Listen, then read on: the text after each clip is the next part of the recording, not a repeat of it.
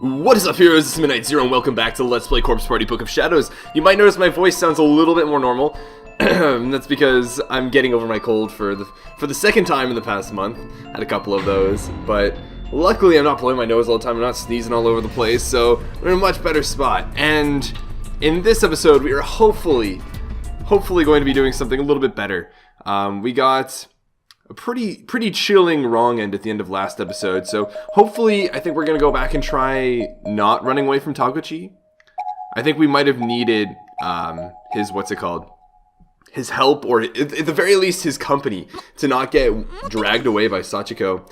So we found it. What's the speed up button? L, R? Yeah, it's R. So I think the idea is we help it, and then we go into the underground area. And then we're going to run into Taguchi. So we're actually going to wait here. Last time we ran, and that didn't turn out so well. So it's a person. Maybe it's Kurosaki, Toko, or one of the others. Not quite. And if this doesn't work out, maybe we'll just try not helping the ghost at all.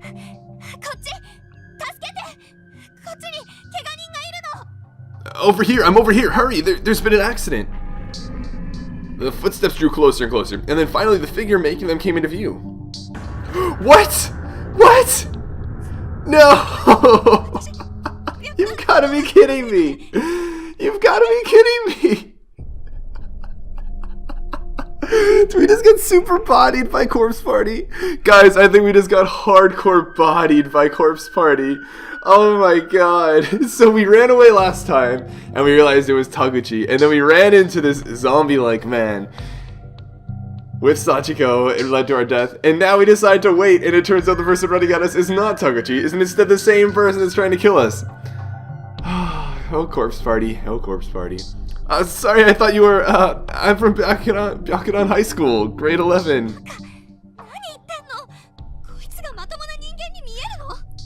What the heck is wrong with me? Why am I introducing myself? This is clearly not someone in his right mind.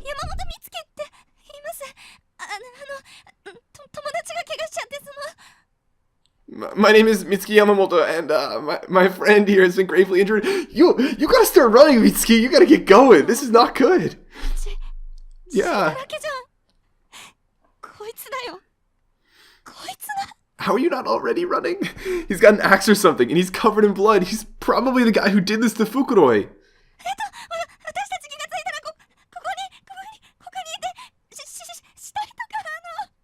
Oh no. We just kinda woke up in here, and we didn't know where we were, and we saw bodies all around us, and... Run, you don't run, Mitsuki. Yeah, actually run. What are you doing standing in front of trying to talk to this thing? Will you help me? Sound like we got a lot of help there.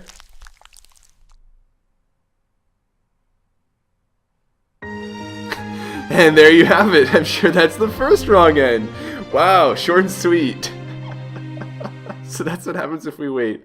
That is too funny.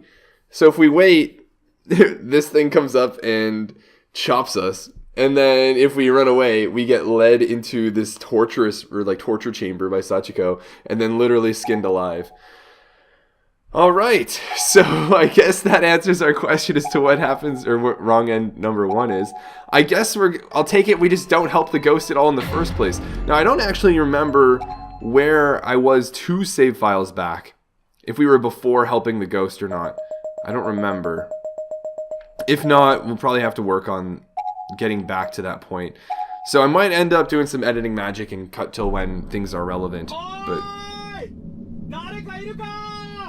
is that the ghost? I don't even remember. It's been a little bit. Let's see here. Oh man, we are way back. Alright, so yeah, I'm gonna try and get to the point where we are propositioned with helping the ghost, and we decide not to, I believe. Yeah, so I'll see you guys then. Alright, so I'm totally deciding to just kind of skip the whole cutscene interaction with the ghosty ghost, and we're just not even gonna bother helping. I picked up the old key from that bloodied shelf. You remember there was like the head in there, and we had to dig inside, and we got an old key, and then the ghost asked us to bring back the head. I'm just not even going to bother with that sort of side quest and continue on as if we still had the old key, because we didn't end up actually getting to use a lot of our items last time.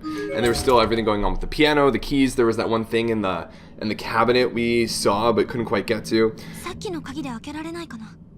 So I was thinking we could try with this locked door here. Wonder if that key we found will work here. Yeah, so let's use the old key and see if we can get into the art room. Alright, it's a match. Alright, then let's head on in. The door's unlocked. Oh, that's right, I gotta physically go in like this. See what we can find. Anything of relevance in the art room. What's in here? There's a plaster model of a human arm on one of the shelves. Maybe it was used for sketching? I don't know, the fingers are all stained red as if covered in blood. The heck is this? That's right, we're not alone. That doesn't look like paint, does it? Yeah, you know, given this is Corpse Party, given we're in Heavenly Host, I would put money on it being actual blood. What do we got here on this easel? It's a portrait of a girl with long black hair, but her face has been completely blotted out with red paint. Yikes. Some, expression, I guess? Whoa. What's going on? Why is it so cold?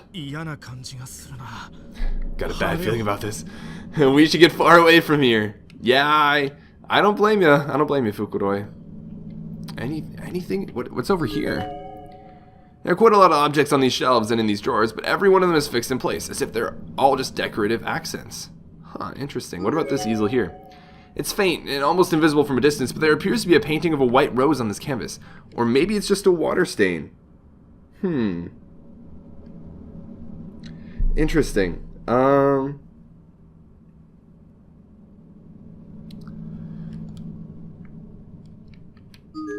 Is there anything here? No.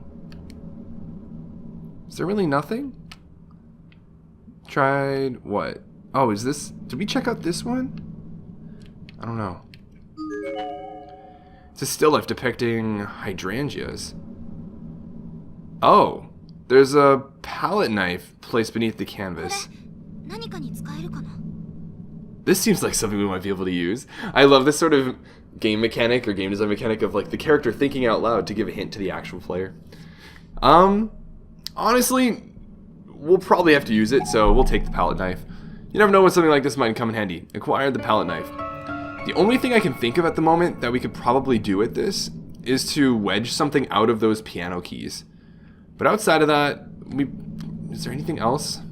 Of course, like the one thing I actually needed to inspect was the last thing I ended up with my cursor on. These look all to be the same big block. Yeah, alright. Where was... Oh, it's the piano. Of course, it's going to be in the music room. So we'll head on over that way. Sadly, we don't have any music to accompany us. Hopefully we don't run into anything in the hallway.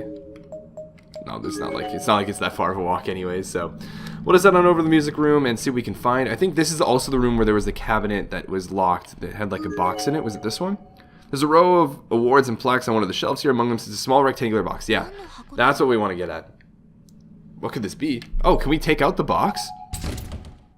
Oh, I was gonna say, like, since when can we do that? And the cabinet's glass door is locked. Okay, but yeah, no, I like at least confirming that that's there.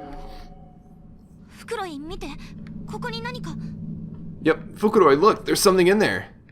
Something small was firmly jammed between two of the keys on the piano. It seemed to have been wedged in with tremendous force, making it impossible to move either of the surrounding keys. Can we use the palette knife? Yeah, there's definitely something there, but I don't think we'll be getting it out anytime soon. We needed something we could fit in the tiny space between the keys in order to pop it out. Exactly. Yeah, nice. Hey, what about the palette knife we found in the art room? Let's give it a go. Can't think of much else we could do with it. Maybe a match? Maybe we could use a match, but they're not really giving us that option, so... Fukuroi took the palette knife in hand and started digging between the keys of the piano with it in an attempt to dislodge whatever was stuck. It took a lot more effort than expected, and created an unpleasant scraping sound that kind of hurt my ears. But ultimately, what did we get? Alright, I got it. What do we end up getting?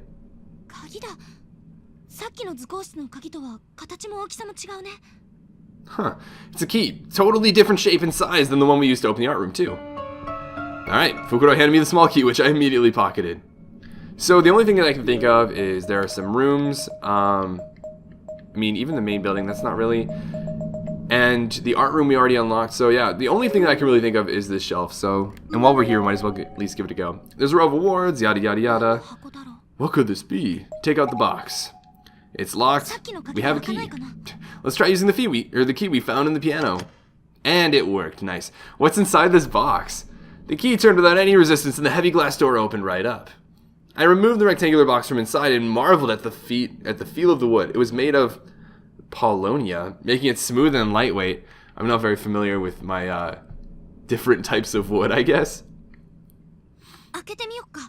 I'm familiar with, like, what is it, cedar? Because of the smell in particular, but let's have a look inside, shall we?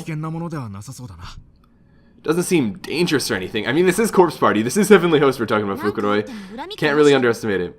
I hope you didn't just jinx us. Yeah, I hope so too.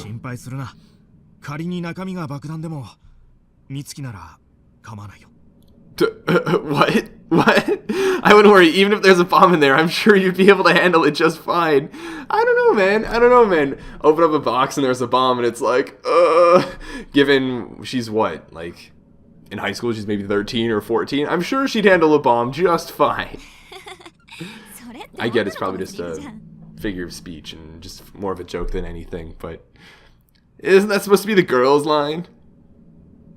Gender roles, gender roles. I couldn't believe I just laughed. I guess Fukuroi's overtly serious, deadpan reactions have become a source of strength for me. It is pretty cool. I'm sure, even though they don't necessarily express it anymore, like, obviously she was very expressive when they first met up, it's probably going to mean a lot to have someone else to venture through this. Like, even if, like, literally just having someone else there, another set of eyes to reduce the paranoia, is probably really meaningful. I can't even describe how grateful I was just to have him there. He was like a pillar of strength. With that in mind, I fearlessly opened the Paulownia box. What is... Oh, is that the box? Inside, wrapped in silk, was a small wooden board inked with calligraphy. Oh, what is that?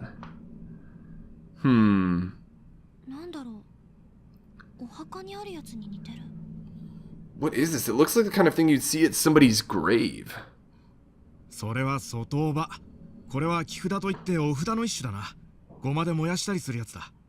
Huh.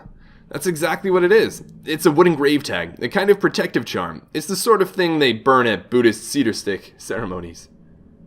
Oh, interesting. I wasn't particularly well versed in Buddhist practices, but in a place like this, any sort of protective charm seemed like a good item to have. So is this just like reassurance, like a backup for us, or what? Huh. So now the question is, oh, what's this? Memo pad presumably belongs to the deceased girl, is lying on the ground near her body. It looks like she was using it to chronicle her experiences. Oh, I think we've already read this. Yeah, I'm pretty sure we already read this. I want to go home, etc. Yeah, I'm pretty sure we already read that. So if we didn't, sorry guys, but I'm pretty sure we already read that. So, all right, now can we save or what? It's one of the candles. Oh, that's right. This is not the original Corpse Party. So now what? What do we do with the grave tag? Is there a place that's blocked off because we need a charm? Or is this basically telling us now we can go fulfill that quest because we have a charm so we're not going to die? We have like one easy out or something? The door to the staff room is locked up tight. Here's the ghosty ghost, I believe. That didn't turn out so well last time. Yikes. Is that a ghost? Like, for real? You're still alive, aren't you? Alright. It's locked up tight. I wonder if that key we found will work here. Wait. Oh, we still have the old key. Oh, okay. No, wrong door, I guess. Okay, I thought we'd, like, used up the key, so I was like, wait, we still have the key? Interesting. Maybe we can check out the boys' room? This is a typical Corpse Party. It's like, might as well just try and explore around now.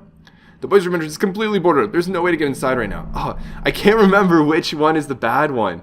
I don't think this is the bad one. Do you know what lies beneath this school? It's a mire of agony and torment that can drive a man to madness with a single touch. So, I don't know. Intimidating. We'll head upstairs then and explore around up here. See what we can do now. Try going into the girls' room. Anything of interest? Oh, that's right. That's right. The girls' bathroom was the one that was covered up with all of the protective seals and everything. Maybe with this charm we can we can at least survive a little bit in here. The girls' bathroom entrance is covered in protective charms and seems to be shut up tight. Can we go in? Oh, you know what? The first two characters in the upper right corner are the first two characters at the top of our cedar stick charm, so... Interesting. The atmosphere feels heavier here than it does anywhere else. I wonder why. And the door is covered in protective charms. It seems to be shut up tight. It's not even locked, it just won't open. Yeah, that's what I was just wondering. I was wondering more so if we could just like open it generally and just be safe because of the charm once we're in there. But I don't really see how the charm itself would open the door, but maybe we can use that grave tag we found to get inside. Honestly, let's just try it. I can't really think of much else to do at this point, so... Yeah. The writing on these paper charms really does look pretty similar to the writing on the grave tag, but what are we supposed to do with it? Maybe try chucking it at the seals? I would say if anything, just like hold it up. Yeah, maybe something like that. Sounds like a good way to get cursed. How about I just set it on the ground nearby instead? Rather, I would say you probably burn it up. Given our information that was provided by Fukudoi about these, that they were at like cedar burning rituals for protective charms, and the fact that we have candles and matches, I'd imagine we have to burn up the protective charm. Fukudoi did exactly that, and after only a few moments, there was a notable change in the air. Then, all of a sudden, the grave tag emitted a bright blue light and the door was engulfed in flames. I guess I was just overthinking it a little bit. Crap, the whole building will burn down. Nah, you're probably fine. Although, admittedly, that probably wouldn't be such a bad thing. No, wait, look! I'd already turned to run, but at Fukuroi's urging, I turned back. And I have to admit, what I saw defied my expectations, and explanations as well. The flames weren't actually engulfing the door, but rather just the protective paper charms affixed to it. The door, the wall, and the floor were untouched. Wait a minute. Why would a protective charm engulf the flames of the other protective charms and seals, and not the door? Or rather, not the curse or whatnot that's inside. Regardless, I guess I'll take it. After several seconds of burning, the paper charms were completely vaporized and the flames dutifully vanished, as if they were never even there. So I guess we no longer have our protective... This is divine punishment, repent through death. That's all that's written. Yikes. Alright, well... I'm sure only great things lie for us waiting in this room. The protective charms are gone. The girls' restroom now stands wide open. Oh, that's right. We can only go in this way. We know a lot has gone down in this girls' restroom, so... Does that look like the rope hanging? There's a body hanging from one of the ceiling beams. Oh no, don't bring back the Seiko feels. Swaying back and forth ever so slightly. It's completely decomposed, but judging by the uniform, it was probably a female junior or senior high school student in life.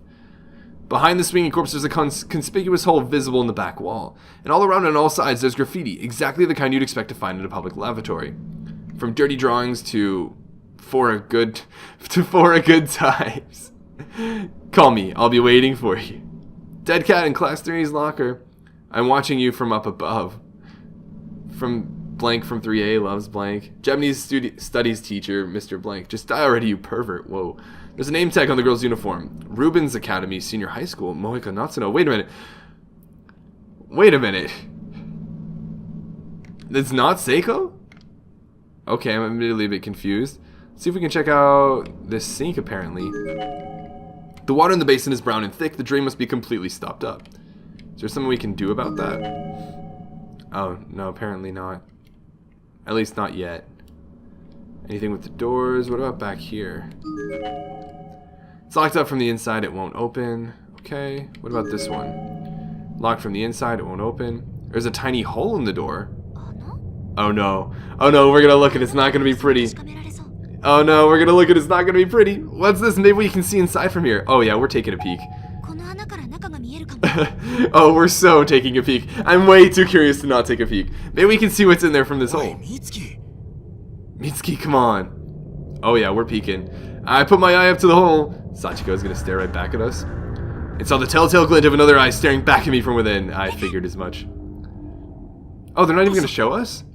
Ah, darn. Okay, well, that's very typical of a horror thing to like look through a keyhole or like a small hole and then see an eye staring right back at you. What is it?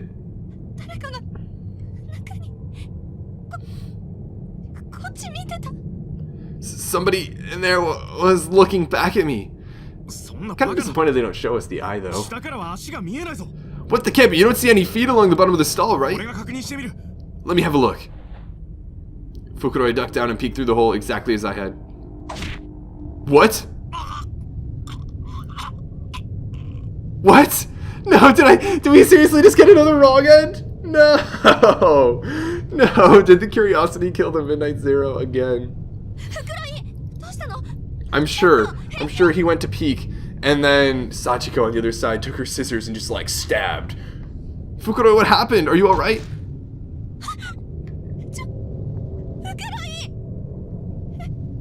Seriously?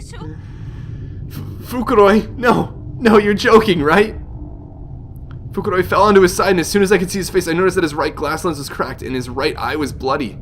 On closer inspection, I noticed a round hole in the lens, as if a small stick or a fat needle had been instantaneously driven through it deep into his eye. Yep. Fukuroi, please! Stay with me! Wake up. There was no hint of a response. He just kept subtly convulsing as if he'd been electrocuted. How had this happened? What was going on? Oh man, boys aren't allowed in the girls' room.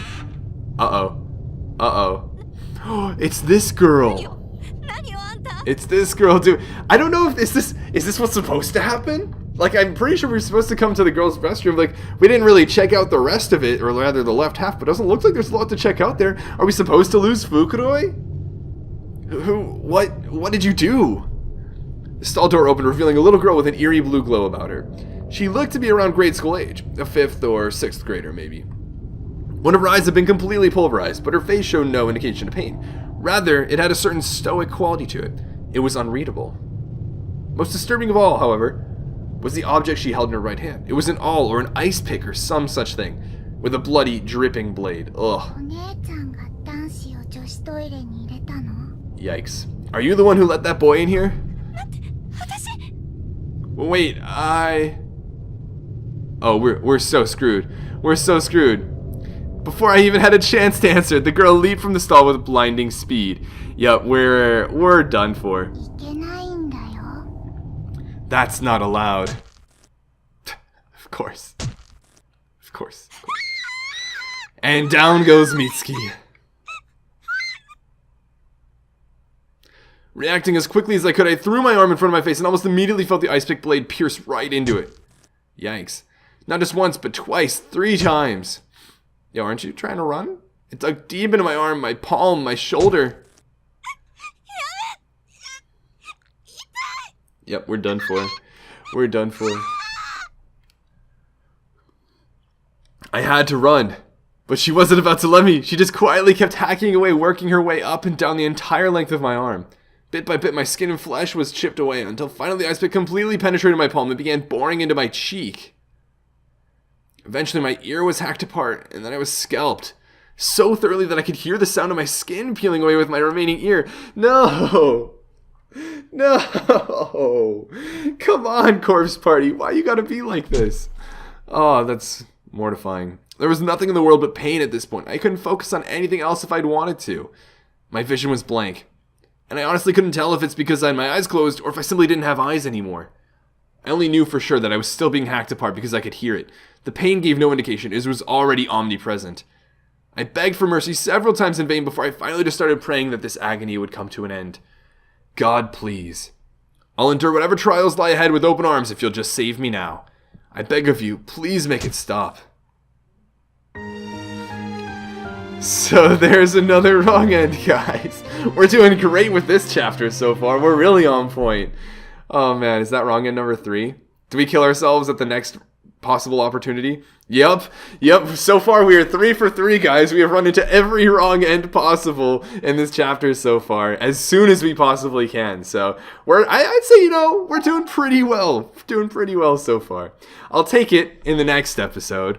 We're going to try and survive by not peeking through the hole, and I guess we'll find something else of interest in the girls' bathroom, maybe, that will lead us somewhere else, or maybe we can do something with the matches or the candle, but regardless, that'll be in the next episode. Let me know if you guys would have peeked in the hole, I mean, out of curiosity, or if you would have peeked in the hole if you thought it would lead to a wrong end in the way that it did, with us looking and then it'd be fine, and then Fukuroi looking, and then because no boys are in the bathroom. Like, imagine if that, or let me know if that was something you at least anticipated, or if you thought there was anything else in the girls' bathroom. Like, what else of interest do you think could have been in the girls' bathroom that we could have inspected that maybe would have led to avoiding this miserable fate?